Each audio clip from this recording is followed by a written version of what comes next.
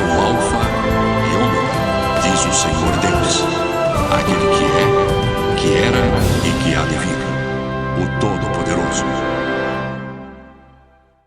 Aleluia, louvado seja o nosso Deus por essa primeira sexta-feira desse novo mês de setembro de 2022, dia 2, né? 2/9/2022. Louvado seja Deus.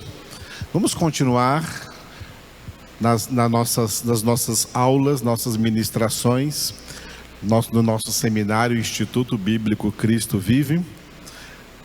Na carta de Paulo aos Efésios, nós estamos no capítulo de número 5, e como fazemos a cada início de aula, vamos ler este capítulo, ser nutridos, alimentados, edificados na palavra de Deus. Essa palavra que é o Evangelho de Deus, é o poder de Deus para a salvação de todo aquele que crê. Aleluia. Então leiamos juntos Efésios, capítulo de número 5.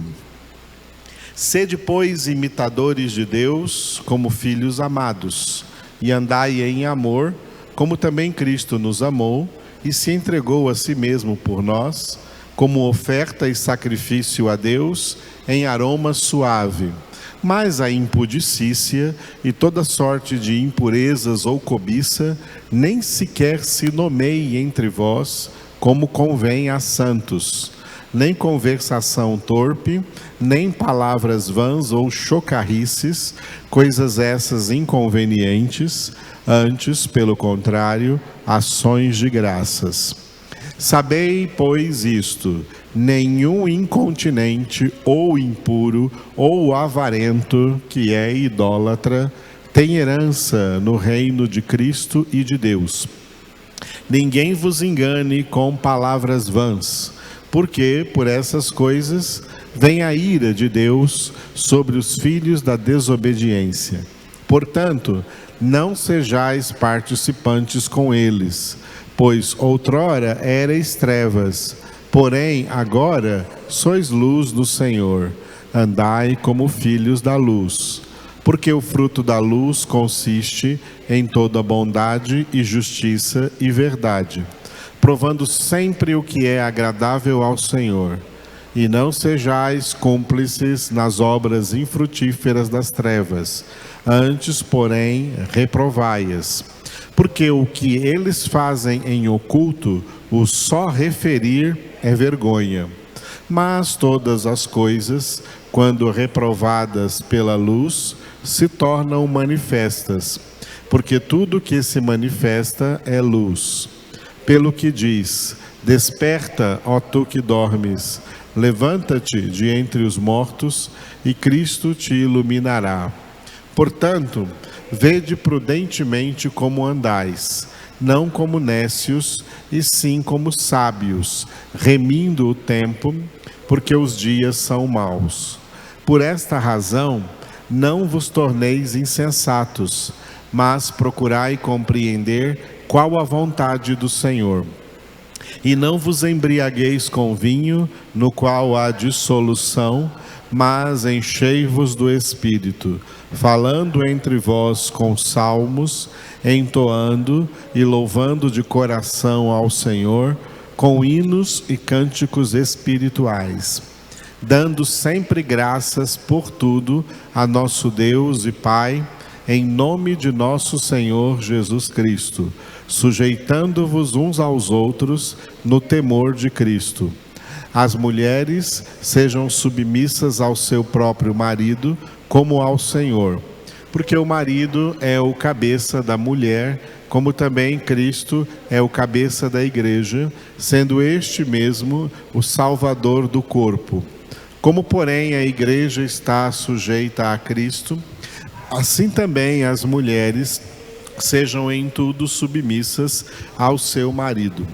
Maridos, amai vossa mulher, como também Cristo amou a igreja e a si mesmo se entregou por ela, para que a santificasse, tendo-a purificado por meio da lavagem de água pela palavra, para a apresentar a si mesmo igreja gloriosa, sem mácula, nem ruga, nem coisa semelhante, porém santa e sem defeito. Assim também os maridos devem amar a sua mulher como ao próprio corpo. Quem ama a esposa, a si mesmo se ama, porque ninguém jamais odiou a própria carne, antes a alimenta e dela cuida, como também Cristo o faz com a igreja, porque somos membros do seu corpo. Eis porque deixará o homem a seu pai e a sua mãe, e se unirá à sua mulher, e se tornarão os dois uma só carne. Grande é este mistério, mas eu me refiro a Cristo e à igreja. Não obstante, vós, cada um de per si, também ame a própria esposa como a si mesmo, e a esposa respeite ao marido. Aleluia. Nós vamos continuar as nossas meditações naquele que pode ser considerado o principal versículo dessa carta de Paulo aos Efésios. E como não há um versículo igual, pode ter versículos que fazem referência a esse, mas não nas mesmas palavras. Esse pode ser considerado, se não um dos principais versículos do Novo Testamento ou de toda a Sagrada Escritura, que é o versículo 18 aqui do capítulo de número 5, do qual nós tiramos o título para toda a epístola. Repitam: enchei-vos do Espírito. Glória a Deus. É nesse versículo que nós estamos, e ele é o ponto alto dessa epístola.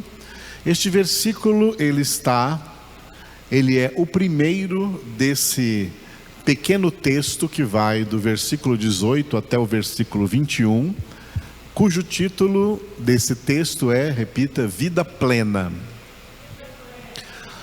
Um dos altíssimos propósitos de Deus na obra da nossa salvação é que nós recebamos e vivamos vida plena, uma vida espiritual plena, uma vida de plenitude espiritual, uma vida espiritualmente abundante.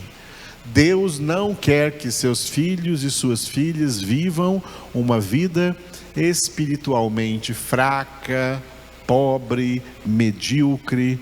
Deus quer, planejou e já deu em Cristo Jesus todas as condições para que cada um dos seus verdadeiros filhos e filhas vivam, sabe quando? 24 horas por dia, de dia e de noite, sejam quaisquer que forem as circunstâncias do tempo presente, do mundo presente, nós podemos superar tudo isso. Deus nos deu graça suficiente, condições suficiente e elementos suficientes para em todo tempo vivermos uma vida plena, vivermos a vida com abundância que Jesus disse que veio trazer para nós em João 10:10. Eu vim para que tenham vida e a tenham com abundância. Essa é a vida de plenitude espiritual.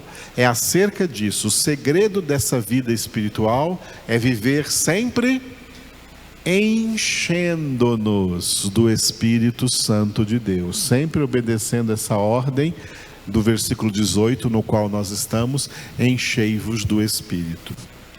Esse texto que aborda esse tema, vida plena, do versículo 18 ao versículo 21, nós já temos visto que ele está dividido da seguinte forma: ele tem uma introdução e um desenvolvimento. A introdução é o versículo 18, cujo título é, repita, embriaguez versus plenitude. esse é o título que nós demos ao versículo 18, tá? Existem elementos no mundo, tá? No mundo exterior, na realidade exterior que nós enfrentamos, mas também essa realidade exterior encontra ainda elementos no nosso interior, na nossa alma, porque nós estamos em processo de santificação. Nós não somos ainda santos no sentido de perfeição, não somos ainda perfeitos, como o próprio Paulo, já convertido e já apóstolo de Jesus Cristo, escreveu em Romanos 7, dizendo: o pecado habita em mim, na minha carne, na minha alma. Essa é uma realidade para todos nós que ainda estamos na terra. Então, tanto na realidade externa do mundo, como na nossa realidade interna, nós temos elementos que trabalham malignamente para o nosso esvaziamento de Deus, para nos esvaziar de Deus, para nos esvaziar de vida plena, dessa plenitude de vida espiritual. Nós temos que aprender a contrapor a esses elementos com a plenitude do Espírito Santo, vivendo sempre uma vida cheia do Espírito Santo. Somente numa vida plena do Espírito Santo nós podemos vencer os elementos interiores ainda agarrados em nossa alma pelo pecado, e também a realidade exterior do mundo que jaz no maligno, no meio do qual nós vivemos, entre uma humanidade pecadora, afastada de Deus, vazios de Deus, pessoas cujo espírito que atua nelas não é o Espírito Santo, mas é o diabo, como nós já vimos em Efésios 2:2. Então, são duas realidades contrapostas, e nós temos que usar uma dessas realidades para vencer a outra. Usar a plenitude do Espírito de Deus para vencer a tendência do mundo de querer nos embriagar com as suas coisas, e achar dentro de nós um aliado, a nossa própria alma, que ainda tem inclinações para o mundo, para a carne e para o pecado, enquanto estamos aqui no processo de santificação. É por isso que esse processo de santificação sem a qual ninguém verá o Senhor, é a principal obra e a obra mais difícil que o Pai preparou, como está escrito em Efésios 2:10, para que nós, seus filhos, andemos nelas. A principal obra que Deus requer que cada um dos seus filhos e filhas realize é a sua própria santificação. Tudo isso nós trabalhamos aqui dentro do versículo 18, estamos trabalhando dentro do versículo 18, e depois tem um desenvolvimento desse pequeno texto, do versículo 19 ao versículo 21, cujo título é piedade. Nós vamos entender o verdadeiro sentido bíblico de piedade, porque tem muita gente que pensa sobre piedade e outras coisas que não são de cunho bíblico e espiritual. Espiritualmente falando, piedade representa espiritualidade. Como exercer a nossa espiritualidade, como exercitar a nossa espiritualidade. Que tipo de práticas nós temos que ter diariamente para exercitar a nossa espiritualidade. Nós vamos ver aí nesse texto do 19 ao 21 que, assim como hoje a gente pode observar, já tem alguns anos, até algumas décadas, em que as pessoas receberam uma inculturação acerca dos exercícios físicos. Muitos anos atrás não existiam academias de fazer exercício. Hoje elas estão aí né? Cada cidade que existe está lotada de academias, lotadas de pessoas exercitando, fazendo exercício, e muitas pessoas que, mesmo não estando em academias, fazem exercícios por aí, pela rua. Eu sou um desses, pela rua ou pelas praças, mas todo mundo está inculturado nessa questão do exercício físico, porque ele é útil para a vida física, ele é útil para o corpo. Assim como o exercício físico é útil para o corpo, a nossa alma precisa do exercício espiritual. É sobre esse exercício espiritual que trata aqui os versículos 19 até o 21. Que exercícios são esses que nós temos que fazer? O nosso exercício espiritual. E esse exercício espiritual é chamado pelo apóstolo Paulo de o exercício da piedade. Por isso que o título desse texto ali é piedade. Ok? A pessoa que não se exercita fisicamente, ela vai ficando fisicamente limitada. O seu corpo vai manifestar alguns problemas pela falta do exercício físico. O mesmo acontece no interior, o mesmo acontece na alma. A alma que não se exercita espiritualmente, ela também vai ficando espiritualmente atrofiada e perdendo espiritualidade, e o ser humano, com perda de espiritualidade, é um ser humano que se torna carnal, levado pela carne, pelos desejos da carne, facilmente cai em pecado, facilmente entra em tentação e assim por diante, porque está espiritualmente fraco, não está com os seus músculos espirituais bem formados, bem tonificados, bem fortalecidos e bem exercitados e preparados para vencer essa constante guerra espiritual que nós vivemos, e que não é só contra o diabo, contra os demônios, mas é também contra os próprios resquícios da natureza adâmica que nós ainda trazemos em nosso interior, e é por isso que precisamos da santificação. Glória a Deus. Tudo isso faz desse texto que vai do versículo 18 até o versículo 21, o ponto alto de todo esse nosso estudo aqui no nosso seminário, desde antes da pandemia, dessa epístola de Paulo aos Efésios. Esse texto é o ponto alto dos nossos estudos, das nossas meditações, das nossas aulas aqui. Nós estamos no âmago desse curso espiritual, na meditação da carta da epístola do apóstolo Paulo aos Efésios. Muito bem, nós estamos na introdução desse texto, então, que é o versículo 18. Vamos ficar um tempinho aqui nesse versículo. Nesse versículo, então, o apóstolo Paulo exortou assim: e não vos embriagueis com vinho, no qual há dissolução, mas enchei-vos do Espírito. Vamos repetir? E não vos embriagueis com vinho, no qual há dissolução, mas enchei-vos do Espírito. Glória a Deus. Muito bem. Nós vimos que este versículo, tem parte A e parte B. Por isso que o título dele é um contraste entre embriaguez e plenitude. Embriaguez versus plenitude.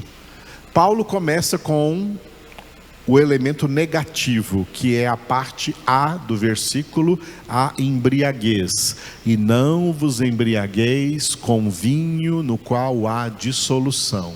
E depois a parte B é o elemento positivo. Mas, ao invés disso, ao invés de se embriagar com vinho, enchei-vos do Espírito.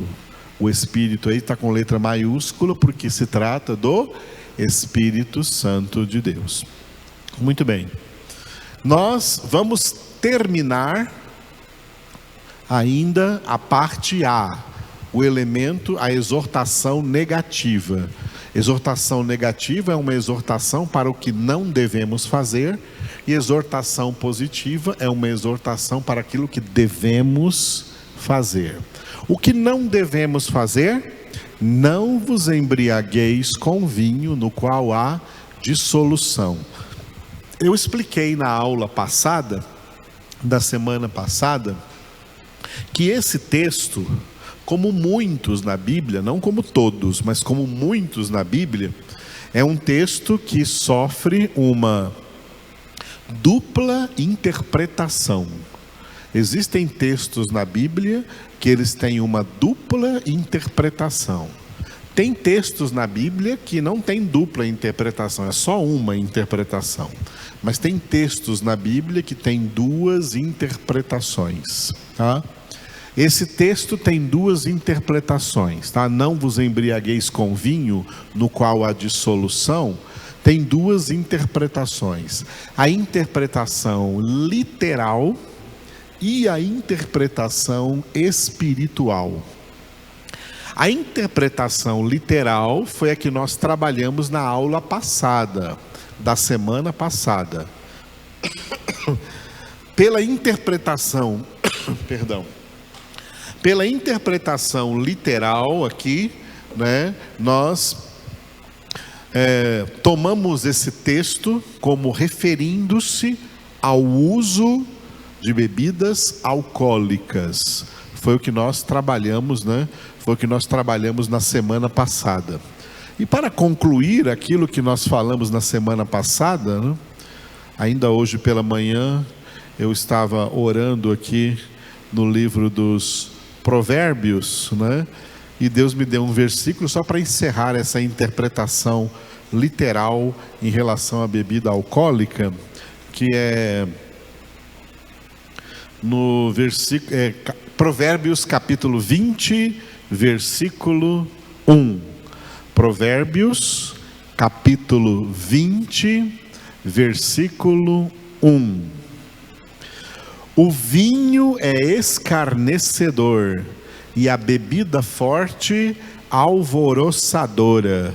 Todo aquele que por eles é vencido não é sábio. Vamos repetir? O vinho é escarnecedor e a bebida forte alvoroçadora. Todo aquele que por eles é vencido não é sábio. De acordo com o texto hebraico, as palavras que nós temos aqui, vinho, está correto, está em hebraico, se refere a bebidas fermentadas.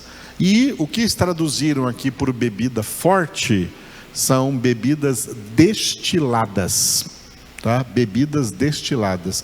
São dois tipos de bebidas aí no ramo de bebidas alcoólicas, né? Bebidas fermentadas, como o vinho, como a cerveja, chopp, etc. E bebidas destiladas, como a pinga, por exemplo, uísque, conhaque, sei lá o que mais, essas bebidas aí.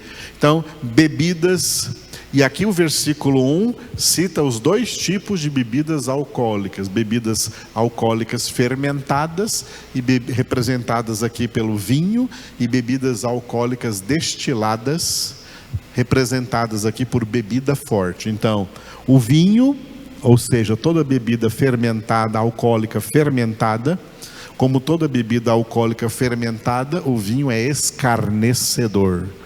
E toda bebida alcoólica destilada, chamada aqui de bebida forte, todo esse tipo de bebida é bebida alvoroçadora.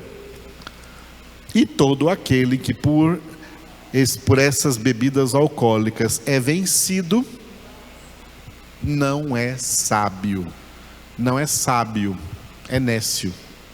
E Deus não quer que nós sejamos nécios. Deus quer que nós sejamos sábios, como nós já vimos aqui em Efésios capítulo 5, versículo 15. Vede prudentemente como andais, não como necios, e sim como sábios. Muito bem, então, resumindo o que falamos na semana passada, alcoolismo, para quem é filho de Deus, 0. Renúncia total.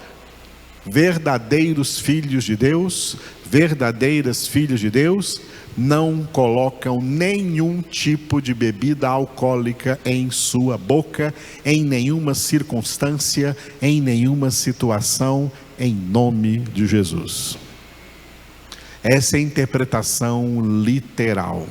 Hoje nós vamos ver a interpretação espiritual desse mesmo texto. E não vos embriagueis com vinho no qual há dissolução. Na interpretação espiritual, o vinho está sendo usado aqui como uma metáfora, uma comparação, uma analogia bíblica, tá? É uma comparação. A Bíblia usa muito figuras de linguagem, tá? Uma linguagem cheia de simbolismos. O vinho aqui, na interpretação espiritual desse texto, ele está simbolizando o mundo e tudo o que há no mundo. O mundo e tudo o que há no mundo. Nessa interpretação espiritual, nós poderíamos ler assim, ó: e não vos embriagueis com o mundo, no qual há dissolução. Não vos embriagueis com o mundo, no qual há dissolução. Falando acerca de mundo, então, nós precisamos recorrer ao que escreveu o apóstolo João, em 1 João, capítulo 2, do versículo 15 até o versículo 17. 1 João 2, de 15 a 17. Aqui nesse texto, o apóstolo João, ele descreve de maneira mais clara o que Paulo quis dizer com não vos embriagueis com vinho, representando o mundo no qual há dissolução. Não se embriagar com o mundo, porque vamos ver a melhor explicação aqui nesse texto. 1 João 2, de 15 a 17. Leiamos juntos. Não ameis o mundo, nem as coisas que há no mundo. Se alguém amar o mundo, o amor do Pai não está nele. Porque tudo o que há no mundo, a concupiscência da carne, a concupiscência dos olhos e a soberba da vida, não procede do Pai, mas procede do mundo. Ora, o mundo passa, bem como a sua concupiscência. Aquele, porém, que faz a vontade de Deus, permanece eternamente. Vamos começar explicando essa questão muito importante aqui, que é mundo. Nós temos que entender, quando a Escritura se refere a mundo cosmológico, aqui nesse texto que nós estamos lendo, e nem na interpretação espiritual que estamos fazendo de Efésios 5:18, a Bíblia não está falando aqui de mundo cosmológico. O que é o mundo cosmológico? O mundo cosmológico é o universo visível criado por Deus, composto praticamente dos 3 reinos da natureza. Tudo que existe no reino mineral, tudo que existe no reino vegetal, tudo que existe no reino animal. As criaturas de Deus nesse mundo, esse mundo é chamado de mundo cosmológico, tá? O mundo cosmológico. Não é sobre esse mundo que está falando aqui, porque o mundo cosmológico tá? É maravilhoso. Tudo que Deus criou é bonito. Tudo que Deus criou é belo. Tudo quanto Deus criou é puro. Todos os elementos do reino mineral é puro. A água é pura, a pedra é pura, a terra, que a gente chama, a terra está suja, não, ela é pura, é uma coisa que a gente chama de suja, mas é pura, a terra é pura, é feita de elementos puros, tão puros que Deus pegou dos elementos da terra e fez o corpo do homem, fez o nosso corpo dos elementos da terra, do pó da terra. Esse pó da terra é puro, por isso que até mesmo o corpo humano é puro. O corpo humano não é impuro, o corpo humano é puro. Tudo que é material, olha, material, né, olha só, 4 coisas, tá? 4 coisas que são sinônimas, que descrevem a mesma coisa. Tudo que é material, tudo que é físico, tudo que é visível e tudo que é tangível, tangível é palpável, que você pode tocar, tudo isso aqui, criado por Deus, tá? Tudo isso é puro, tudo isso é santo, inclusive o corpo humano, ele é puro, ele é santo, porque é físico, é matéria. Não tem pecado no corpo do homem, é na alma que está o pecado, não no corpo. Se o corpo faz alguma coisa errada, é porque a alma é quem está manipulando o corpo. Mas o corpo em si mesmo, ele é matéria, como isso aqui é matéria. E como tudo que é matéria não tem pecado. Essas paredes não têm pecado, esse chão não tem pecado. Os animais não têm pecado, as árvores não têm pecado, as pedras não têm pecado. Por isso João Batista disse para os fariseus: Deus pode fazer dessas pedras aqui verdadeiros filhos de Abraão, porque essas pedras não têm pecado, tá? Então o mundo cosmológico, o mundo visível criado, não tem pecado nele. Quando fala de mundo aqui, não é mundo cosmológico, aqui fala de mundo antropológico. O mundo antropológico é o mundo dos homens, dos seres humanos, da humanidade. E a humanidade, né, a humanidade que tem corpo e alma, a alma humana foi contaminada pelo pecado.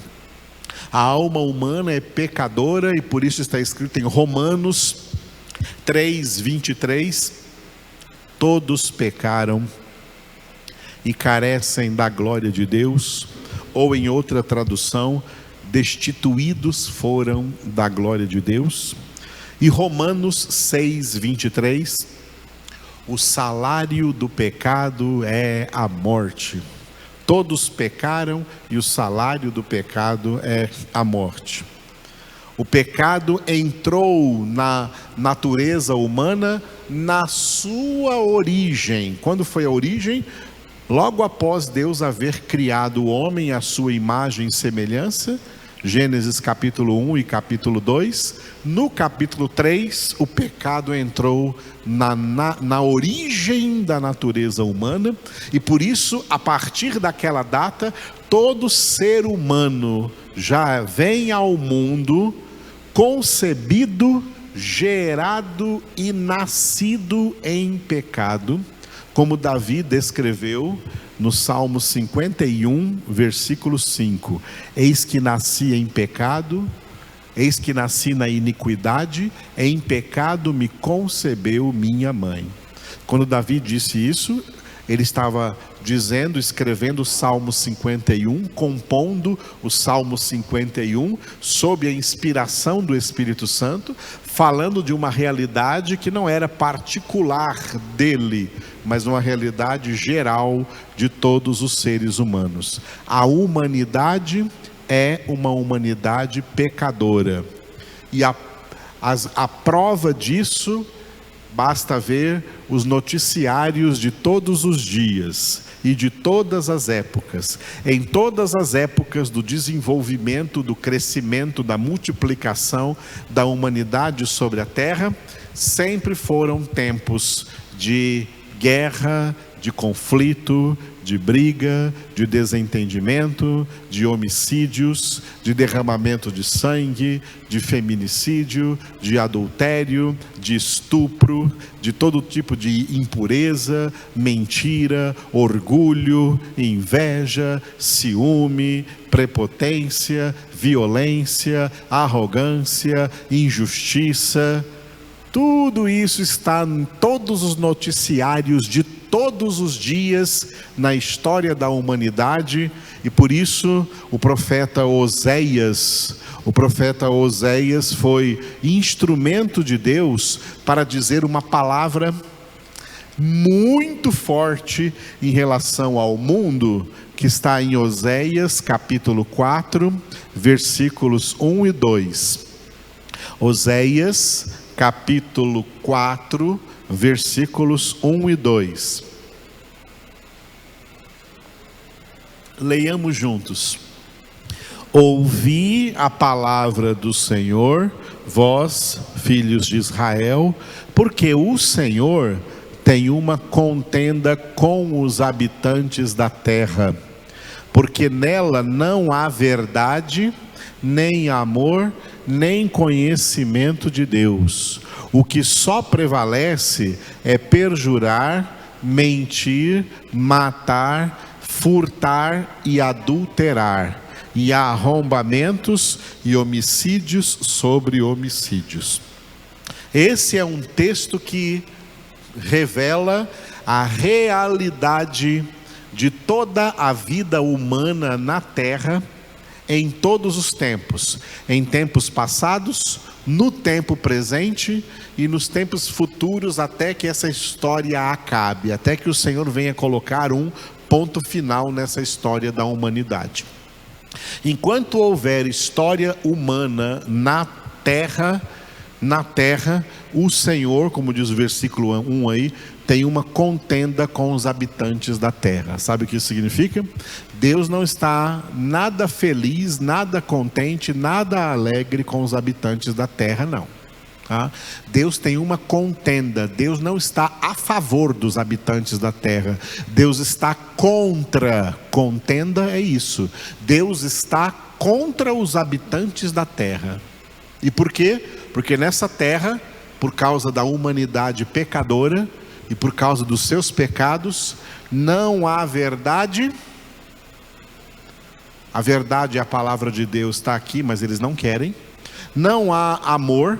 Deus é amor, mas esse verdadeiro Deus eles não querem. Nem conhecimento de Deus. Eles querem conhecer outras coisas. Deus eles não querem conhecer. Então na terra, na história da humanidade, em meio aos seres humanos, por causa do pecado, essa é a palavra de Deus. Não há verdade, nem amor, nem conhecimento de Deus.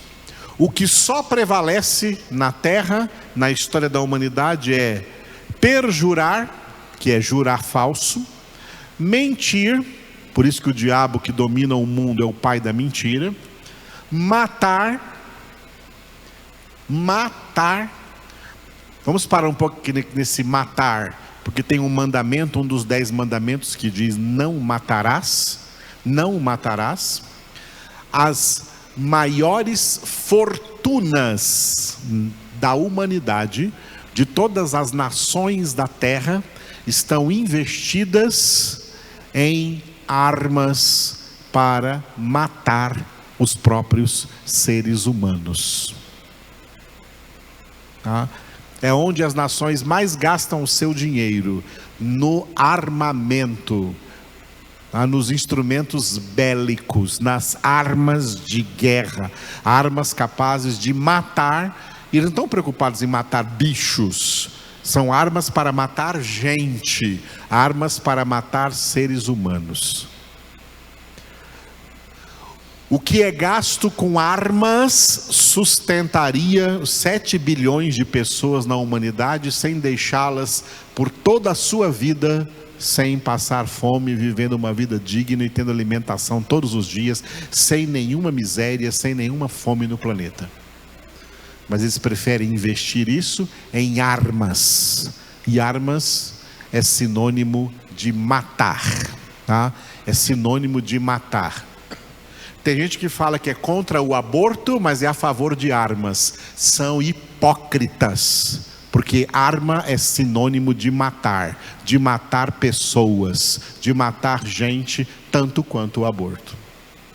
Então, o que prevalece na terra, por isso Deus tem uma contenda contra os habitantes da terra, é perjurar, mentir, matar, furtar e adulterar.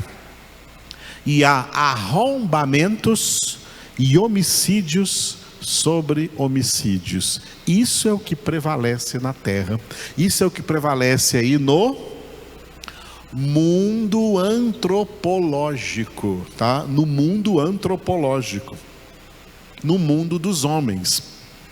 Por isso, quando em 1 João está escrito, ó, não ameis o mundo, não ameis o mundo, não vamos agora confundir, tá?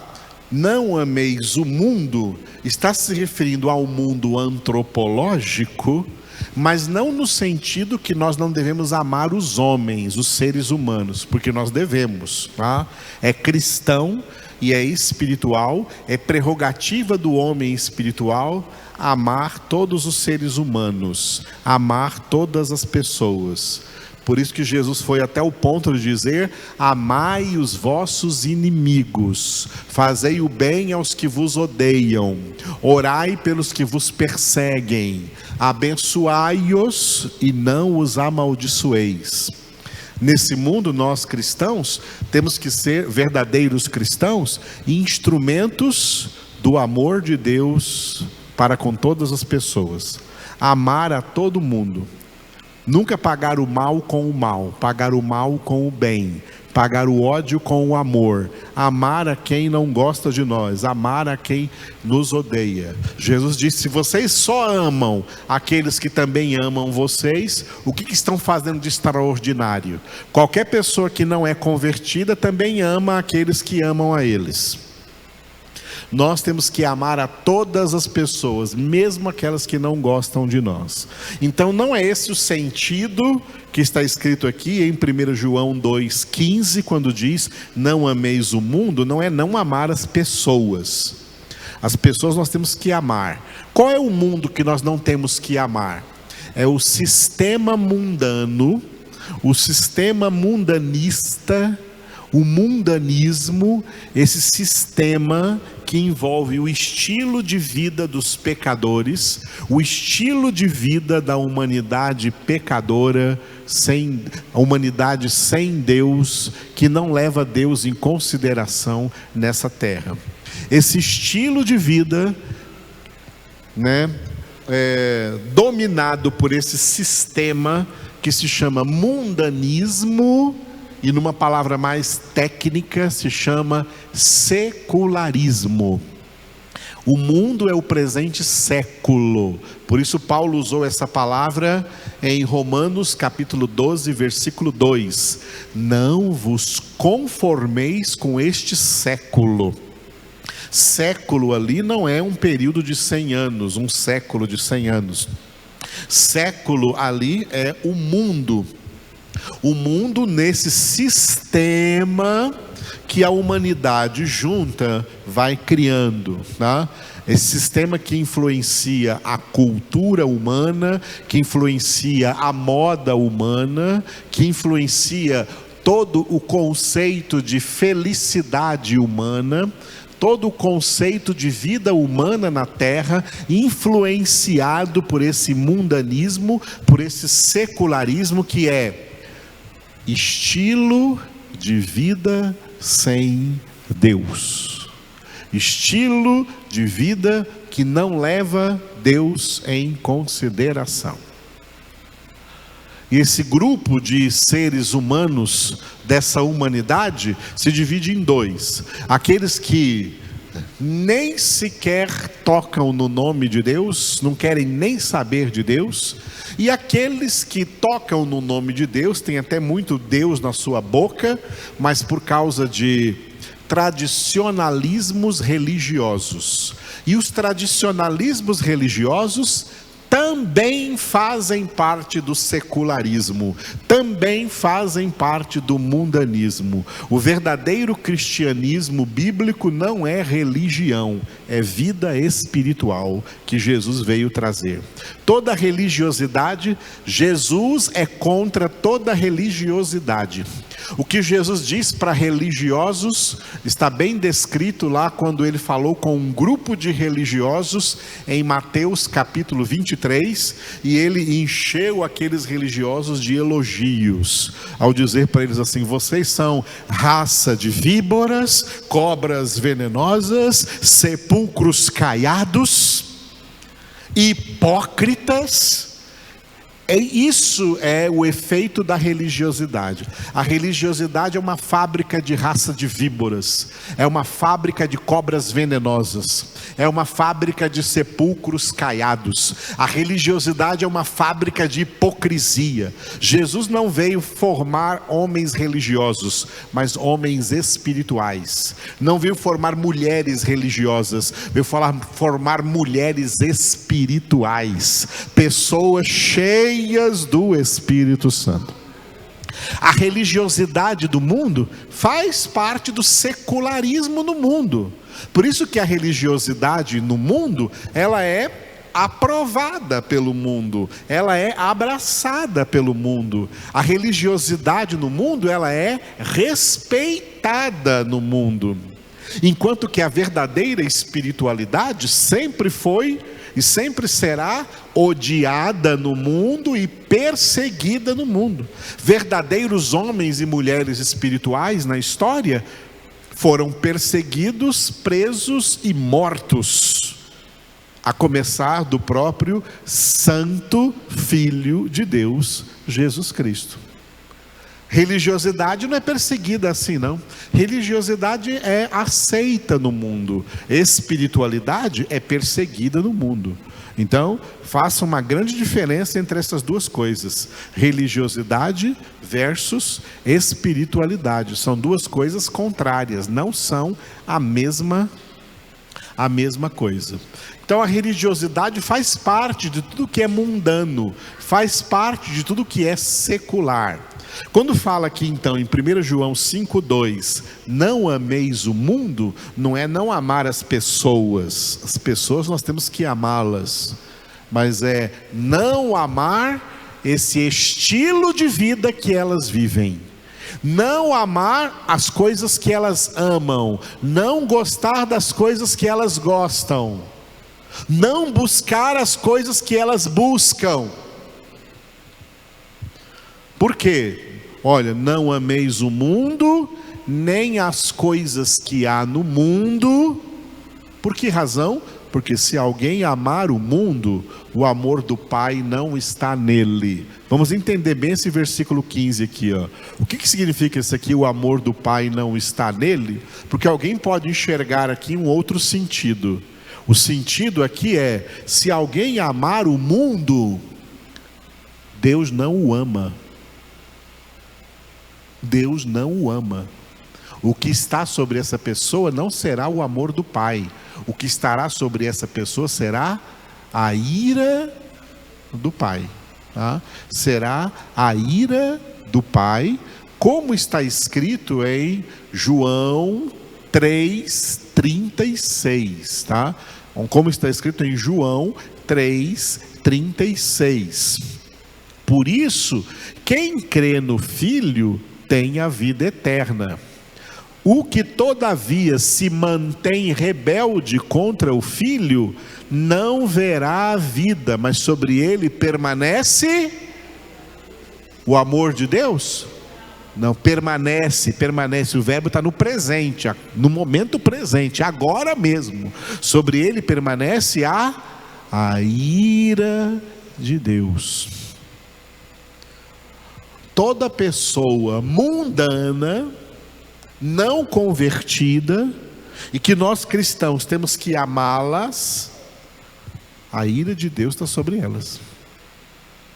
A justa ira de Deus está sobre elas, porque elas são pessoas rebeldes contra o Filho, rebeldes contra a verdade, rebeldes contra a palavra de Deus, não aceitam a palavra de Deus, porque a palavra de Deus vai contra o pecado delas, e elas não querem abandonar o pecado delas, porque o pecado delas para elas não é pecado, para elas é prazer, para elas é alegria, para elas é felicidade, e elas não veem nada de errado no pecado, porque para elas está tudo certo.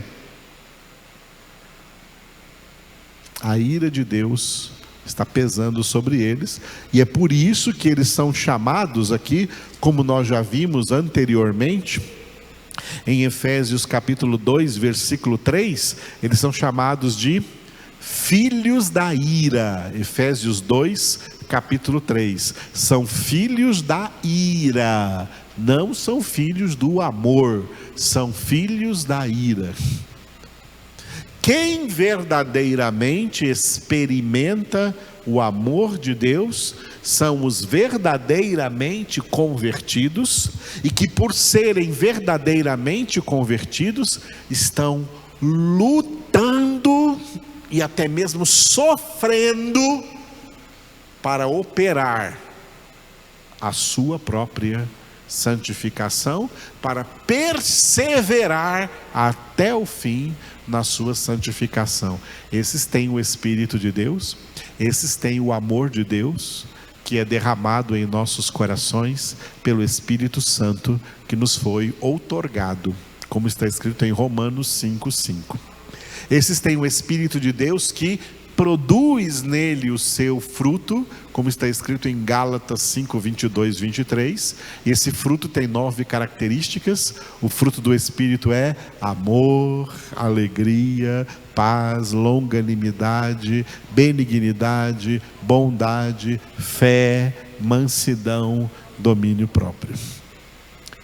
Quem não é convertido não tem o Espírito Santo, tá? Quem não é convertido não tem o Espírito Santo, e Jesus disse que nem pode ter.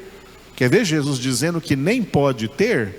João capítulo 14. Quem não é convertido não tem o Espírito Santo e nem pode ter. João 14, 16, 17. João 14, 16, 17.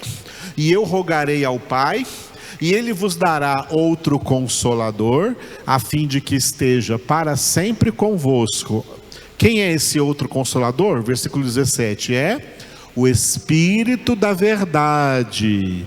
O Espírito da verdade aqui é o Espírito Santo, que o mundo não pode receber, porque não o vê nem o conhece. Vós o conheceis, porque ele habita convosco e estará em vós.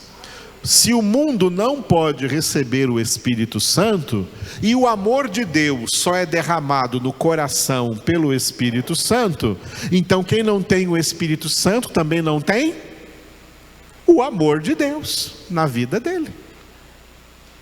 Ele tem amor humano, afeto humano, que é carnal, que é falível, mas não tem o verdadeiro amor de Deus, não tem o verdadeiro amor do Pai, e por isso é que está escrito em 1 João 2,15, se alguém amar o mundo, o amor do Pai não está nele. O amor do Pai não está nele. Amar o mundo aqui é amar o sistema, amar o mundanismo, amar o secularismo, tá? Não ameis o mundo, não ameis o secularismo, não ameis o mundanismo, nem as coisas que há no mundo. As coisas que há no mundo aqui são os costumes do mundo, né? As coisas mundanas, as festas do mundo, as músicas do mundo, as novelas do mundo, os filmes do mundo, até para as crianças, os desenhos do mundo, as coisas do mundo, os jogos do mundo.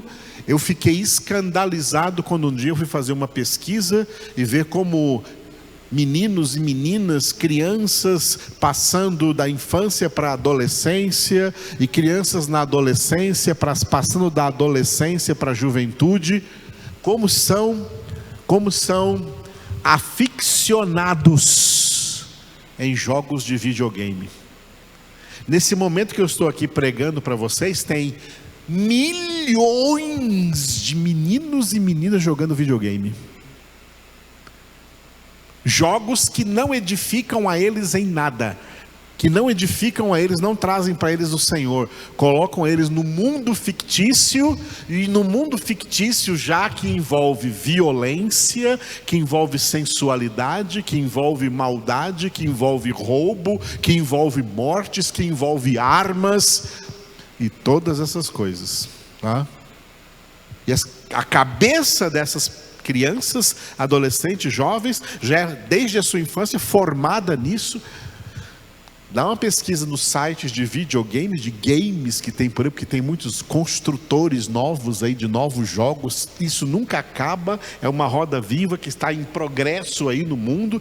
Tem até gente ficando, jovens aí ficando ricos na empresa de construção de videogames. E eles fazem o maior sucesso, são milhões, até bilhões no mundo inteiro, que entra na internet aí, conectados com o mundo inteiro. Você aqui do Brasil pode jogar conectados com companheiros no Japão, na China, na Alemanha, no exterior, nos Estados Unidos, no Canadá, em qualquer país do mundo. Eles estão conectados ali, vidrados, jogando juntos e viciados naquilo. Por isso que tem até um comércio aí agora de cadeiras, né, confortáveis, cadeiras para jogadores de videogame, para ele ficar bem ali com a coluna bem assentada ali.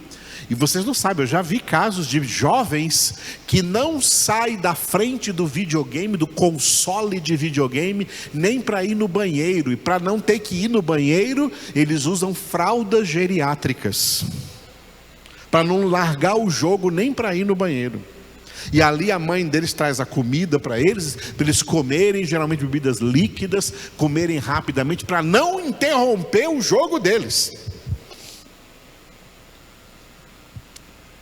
E Satanás ali, ó, Satanás com todos os dedos na cabecinha deles, na mente deles, no cérebro deles, manipulando essas mentes. São mentes que se tornam completamente vacinadas, fechadas contra o Evangelho de Cristo Jesus.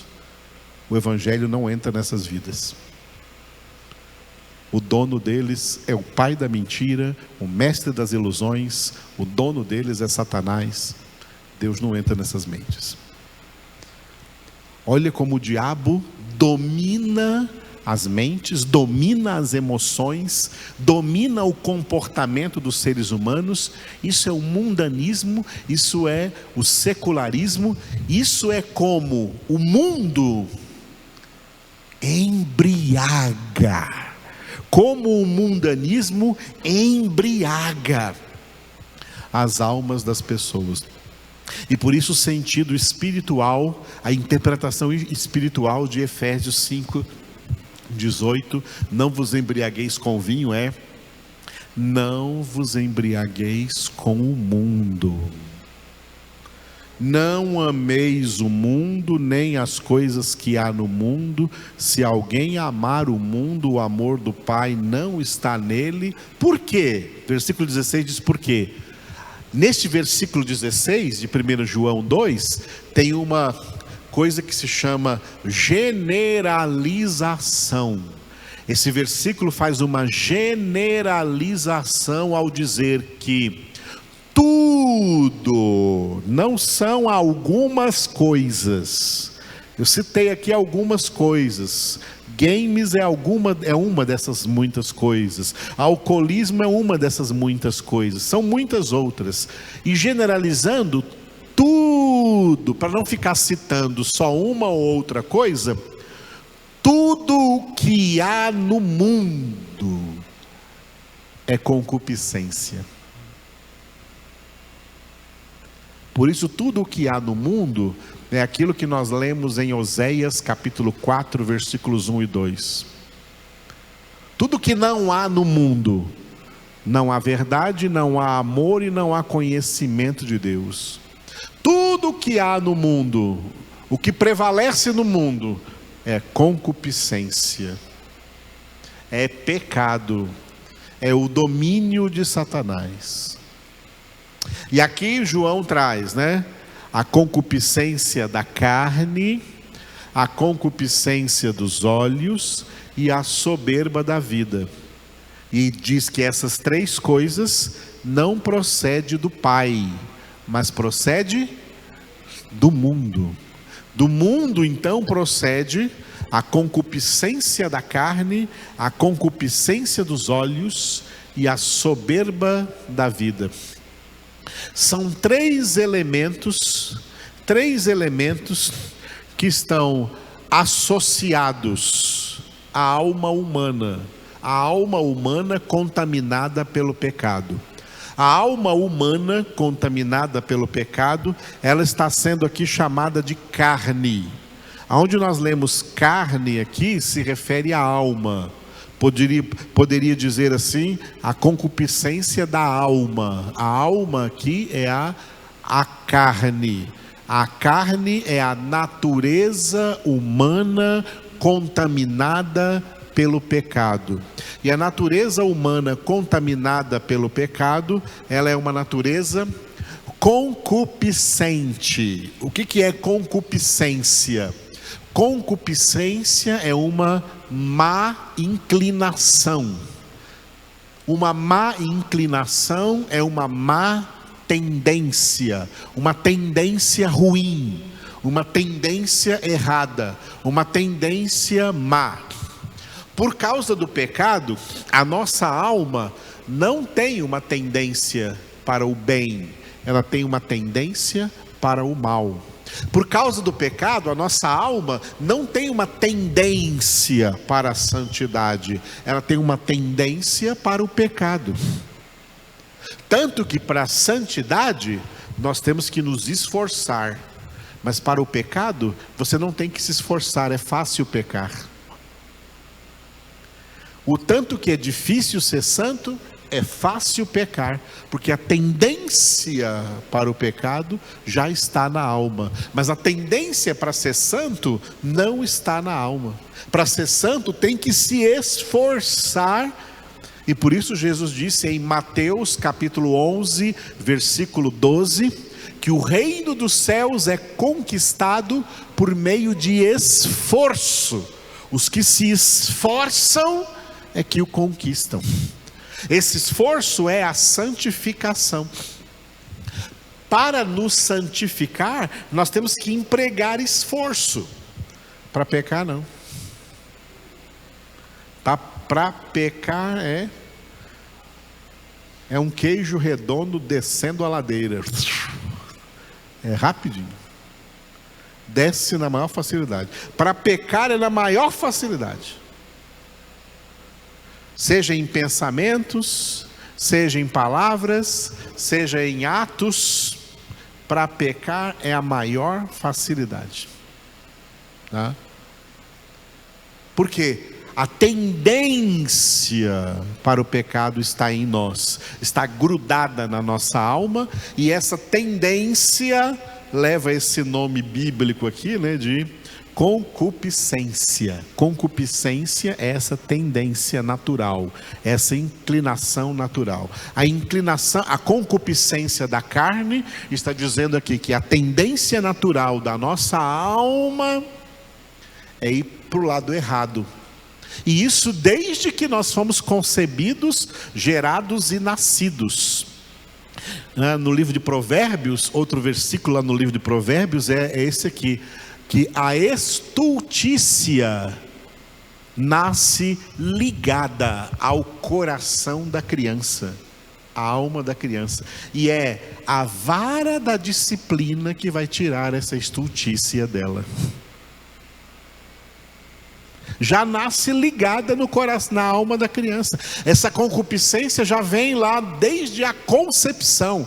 A criança concebida, gerada, nascida, oh, Bilu Teteia, que criança bonitinha essa que nasceu, lindinho, é um pecador lindinho que nasceu aí com o pecado grudado na alma dele, e à medida que ele vai crescer, esse pecado vai se manifestar. Já se manifesta até inconscientemente. Antes dessa criança ter a sua consciência formada, né, todo mundo sabe quando uma criança, um bebezinho, já está dando birra. Sabe por que está dando birra? Porque é pecador, o pecado está lá. Já está agindo. O pecado começa a agir lá na birra, a se manifestar na criança lá na birra que ela dá. E isso vai piorando à medida que ela cresce. E por isso que a única solução para isso é evangelizar essa criança desde pequena. Outro versículo de Provérbios: ensina o teu filho o caminho que ele deve andar enquanto ele ainda for criança. E se você fizer isso, então, até quando ele for velho, ele não se desviará desse caminho. Só que esse caminho não é um caminho sem pecado. É um caminho onde essa criança aprende que o pecado está nela e ela tem que lutar contra ele. Hebreus 12:4. Na vossa luta contra o pecado, ainda não tendes resistido até o sangue. Até o sangue significa até a morte. A luta contra o pecado. Quem não é convertido está lutando contra o pecado?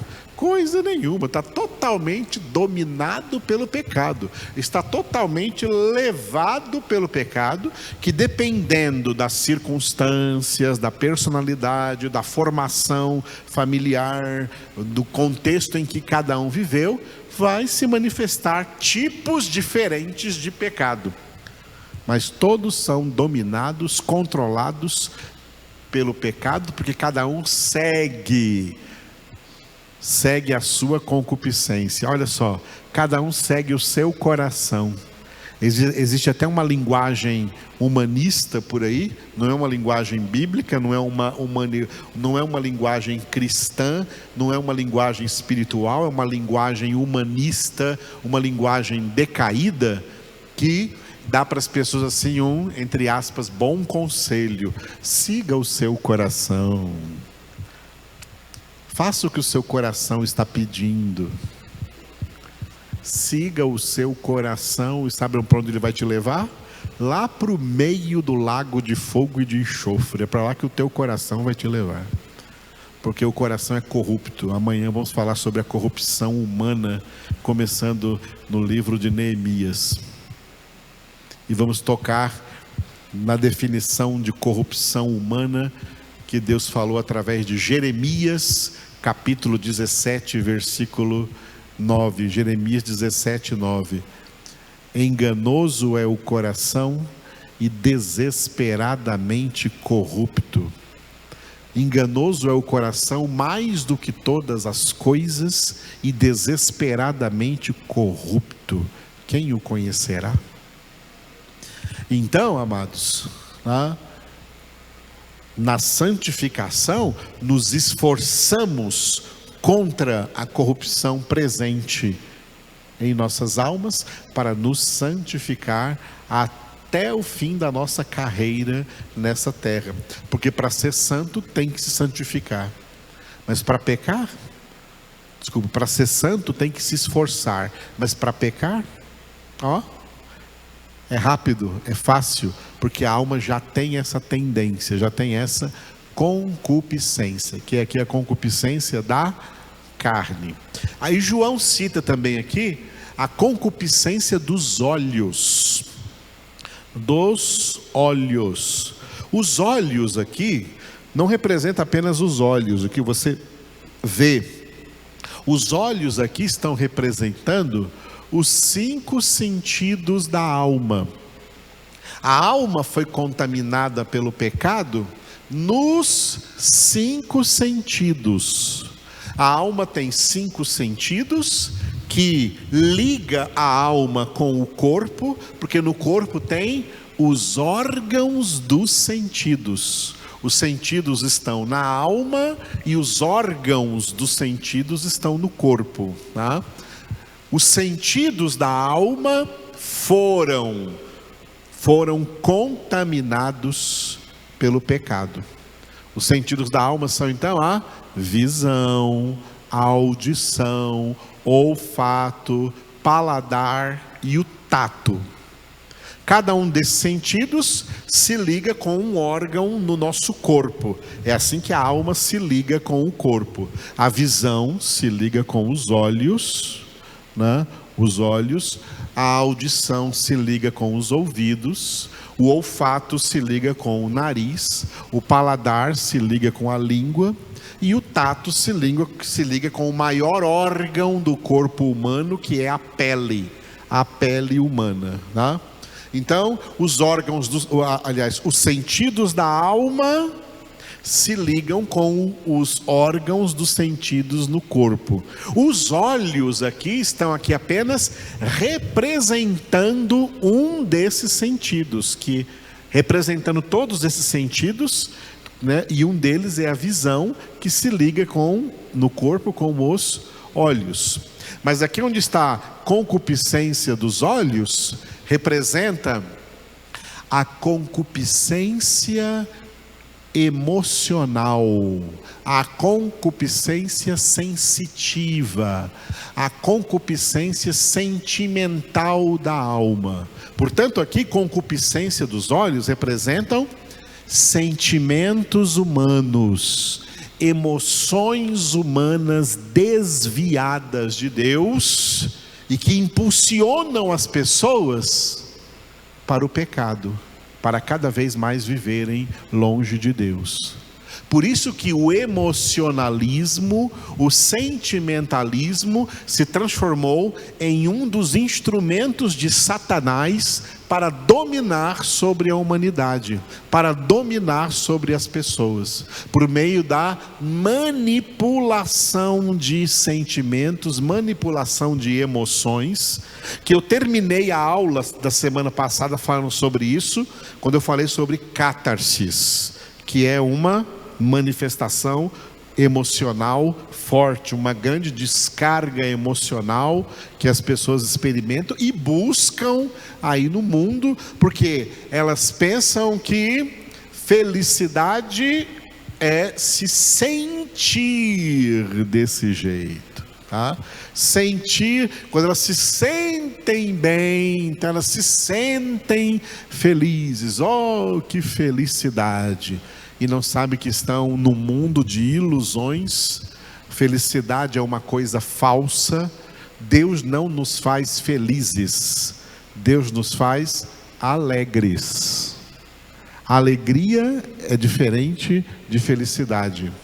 A alegria é produzida pelo Espírito Santo, como eu citei aqui. É uma das características do fruto do Espírito Santo. A alegria do mundo não é a mesma alegria que o Espírito Santo produz. A alegria do mundo é uma alegria fugaz, é uma alegria falsa, que conduz as pessoas a um falso senso de felicidade. E é isso que elas querem, porque esse falso senso de felicidade, essa falsa alegria, ela é promovida por uma manipulação dos sentimentos humanos, que sem Deus são manipulados pelos entorpecentes, pelas bebidas, pelas músicas, pelas danças, pela prostituição, pelas programações do mundo, pelas diversões do mundo. As pessoas vão lá e ficam felizes porque elas estão apenas sendo emocionalmente manipuladas.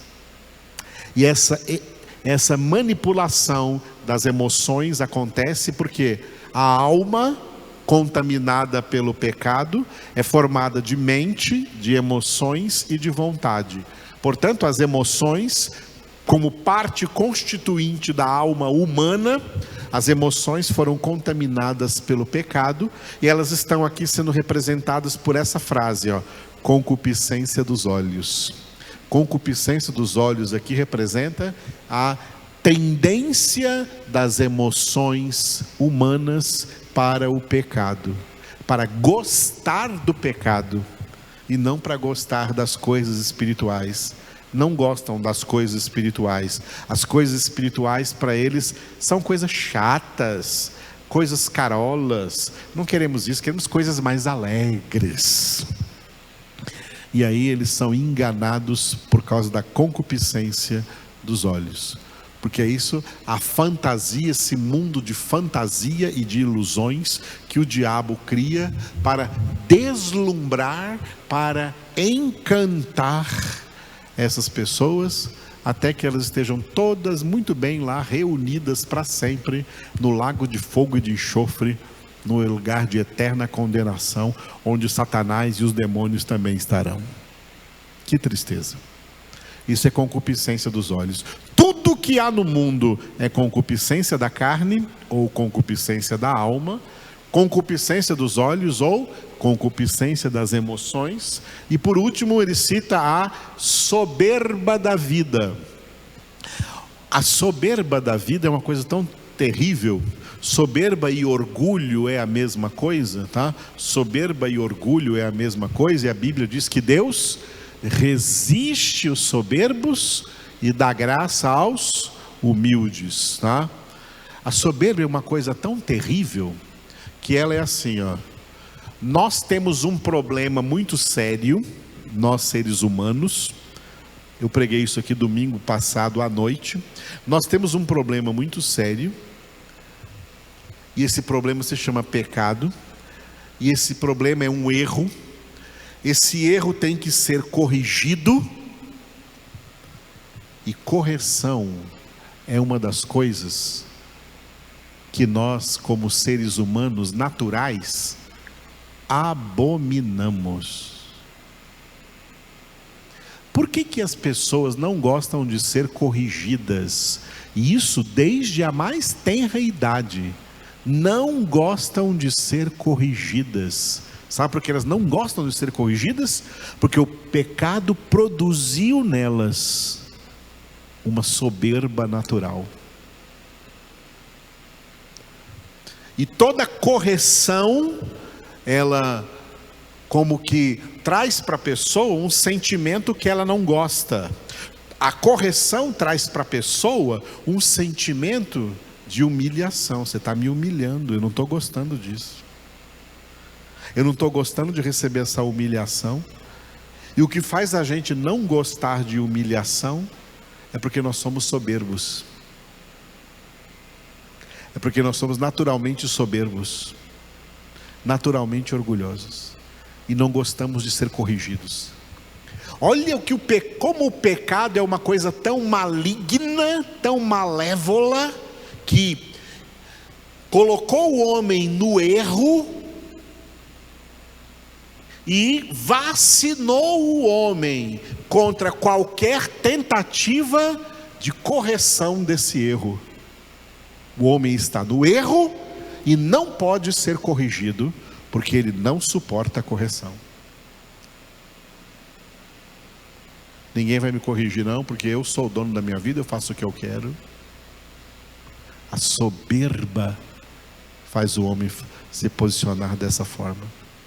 E é por isso que Deus resiste os soberbos e dá graça aos humildes.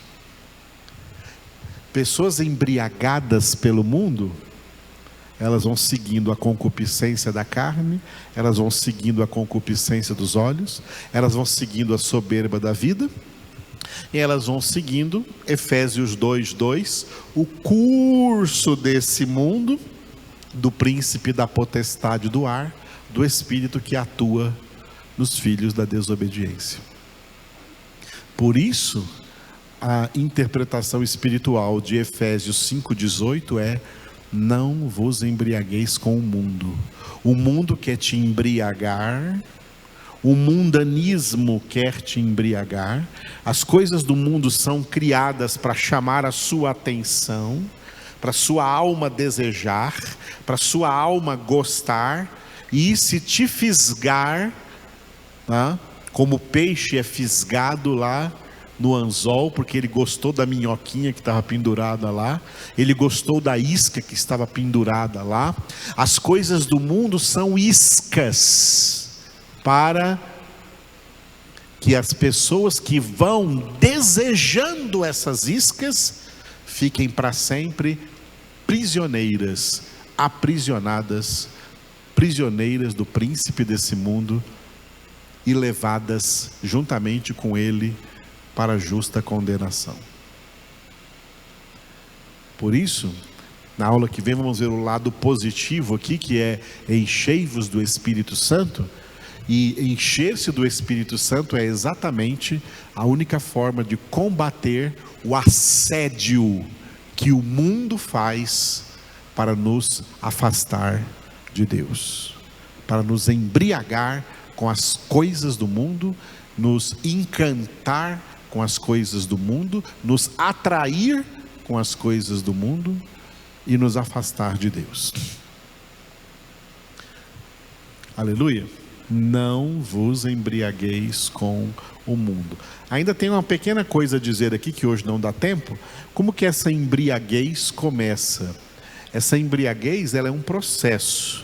Ela começa sorrateiramente, até que a pessoa esteja realmente presa no mundo.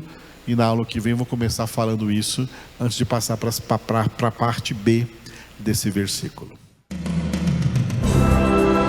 Eu sou o Alfa e Ômega, diz o Senhor Deus, aquele que é, que era e que há de vir, o Todo-Poderoso.